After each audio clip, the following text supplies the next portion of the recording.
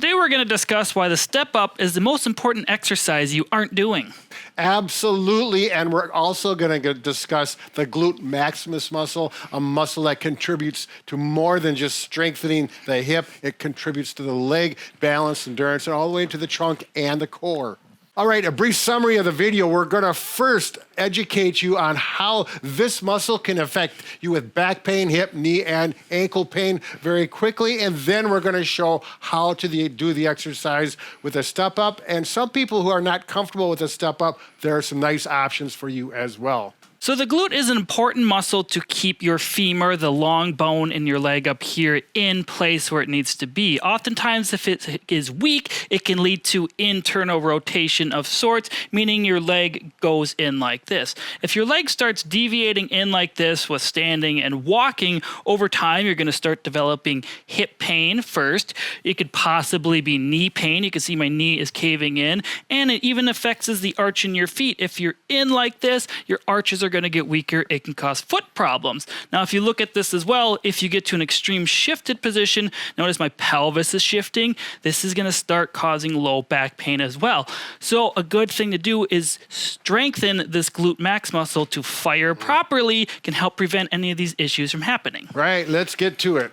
So according to a study that we are showing on screen right now, the step-up exercise is the best exercise to activate your gluteus maximus muscle. Now, this study also looked at other common exercises, including hip thrusts, lunges, deadlifts, and squats. They all do activate the glutes as well, but this one really isolates the glute max the best. Now, in the study, they did forward step-ups or lateral step-ups. It didn't matter. They still activated the glutes properly. So Brad, how should they perform this exercise? Well, that's a good question, Mike. There are a couple big common mistakes when you do step-ups. If you're using a stair or steps like this, watch what happens to the knee right here. Oftentimes, people will not pay attention to that, and inward motion, kind of a circular motion, will happen with the knee. That's hard on the knee joint. It's hard on the hip. So make sure the knee stays over your toes and you're very aware of good alignment that way. The second thing is people will go up and compensate. We call it going forward like this and then going up, and then you're not going to get the isolation of the glute maximus. Good tall posture, up all the way till you get straight leg and down slow. Make sure you go down slow, up slow. Maximum strengthening will occur. You really want to focus on the front leg in the exercise. You can push off from the back leg. However, you're not going to get as much glute activation. You're focusing on the leg that is forward. Slow, controlled movements is best. And in the study, they said if you need to use rails for support, you certainly can. Also, 2 to 3 sets of 10 reps on each leg. That's right. All right, now if you're uncomfortable doing steps or for some reason it's not working for you, you're a beginner, this is going to be some options to work that glute maximus. This is from Rick Olderman. He's an expert in the field, and these are some exercises he actually refined and tuned in for great gluteus maximus strength. So the first one we're going to do, you have to be able to get on your hands and knees. Brad will show a variation if you're uncomfortable in this position. So once you're on all fours like this, you're going to lift one leg up. You're not going to go all the way up towards the ceiling. Just kind of pick somewhere in between. Now to activate your glute more, you can rotate your leg like this, and you're just going to do little oscillations. You're not going to pump through the full range of motion. Just pick a spot and do 30 repetitions like this. If you need to do 10, rest, go back up to 10, that's perfectly fine. Once you do one side, make sure to switch. Again, do on the other side. Your shoe's untied, Mike. I wanted to make sure you're safe. Are you gonna tie it for me? Nope. Oh. Okay, let's go to the next one.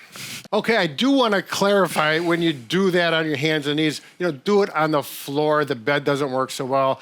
We just show it on here because this is convenient. This is our bed. My wife always wants me to clarify that for the audience, so that's important. Now, what you're gonna do is put your hands on a countertop or a stable surface. This is if you don't want to get on your hands and knees. We do the same thing. You're slightly bent forward, straight back, head up, bend the knee at 90 degrees or close to it, and then you simply do the same motion. So you're not going through a full range like this. It's in the intermediate intermediate range and do your 10 up to 30 pumps and then turn and work the other leg. Now, again, if you want to isolate the glute even more, rotate that femur so the foot goes down as I'm demonstrating, and you will feel it more intensely on that glute max, and you can hear in my voice that it's a little more strenuous. All right, we'd like to talk today about our back massager. Here we have one. There's a second model there that's wireless or cordless, and it is a very nice one. It feels great. First of all, it's designed with forehead kneading mode. You can see my fingers on them showing how they work and rotate. They really do a nice job getting into those muscles. They also heat up and get warm as well as an option. Now, this low back massager is actually very versatile. Not only does it work really well for your low back in a chair, just like I'm demonstrating now, but it also works well for the neck. So to massage the neck, you're gonna have to lie down on your back like this, and it will dig in there. You can switch the position of the pillow around depending upon what's comfortable for you. It can be down like this or up the other way if needed. Yeah, and it works even better if you're not wearing a microphone.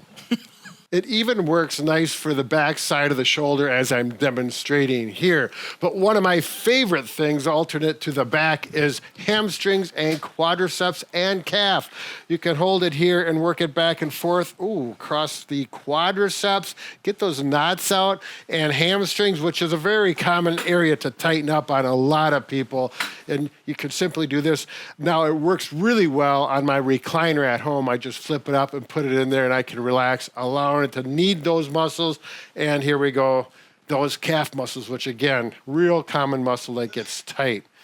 Ooh, and it's warm. I can feel it. Good job. All right, thanks, Mike. Now, what we have found, sometimes these get a little too aggressive for some people when you first start. So this one comes with a pad that actually Velcros on the back very simply, and it actually makes it a little more comfortable for when you first start using it. Most people will actually take it off after a while and go without it. This back massager is also easy to use. It only has one button. Simply long hold it to turn it on and then press it a few times to change the modes that it is massaging in.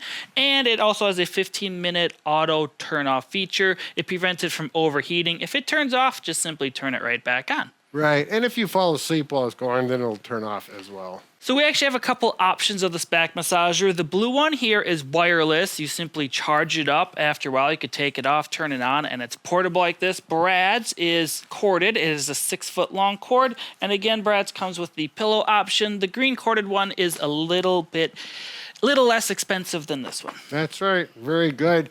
I'm sure you'll like it. All right, Mike, if people want to do some other information, look for other fantastic videos, what are they going to do? You can click the video link on the screen. Best 5 glute media strength exercises. So that's a different glute muscle. There you go. And obviously it's done by one of the best fitness, healthy, fit, and pain-free video makers in the world by Bob, Brad, and Mike. There you go. We're done babbling. We do have a tendency to babble on, and that's what we're doing now. So click off anytime you want. I stopped like 30 seconds ago. Bob and Brad, the two most famous physical therapists on the internet.